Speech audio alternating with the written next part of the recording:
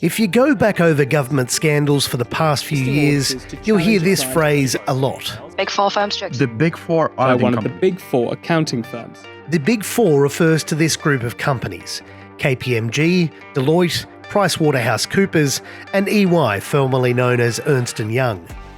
Collectively, they do nearly all the auditing for the biggest companies in the world, meaning they independently check the accounts for reports that get sent to governments and shareholders. Another major part of their business is selling advice to governments on things like tax and policy. And that's where some other major names come into the industry, like McKinsey & Company, Bain, and Boston Consulting Group.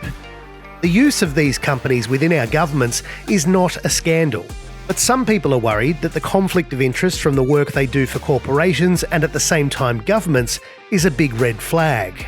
Because these consultants don't just offer advice, they also perform roles as contractors, filling up jobs that used to be done by public servants. In Australia right now, senators are asking how PwC were employed to help the government write laws to stop companies avoiding paying tax, but at the same time told those companies how to avoid it. In Canada, consultants McKinsey have been accused of being too close with the government of Justin Trudeau and even of helping to fuel the opioid crisis through its work with OxyContin producer Purdue Pharma.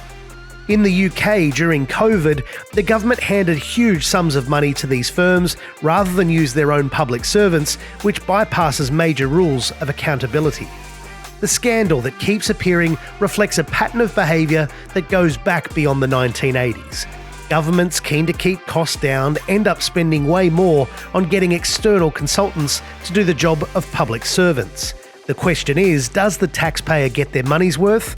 And if governments and these firms have nothing to hide, why are they so worried about being held accountable?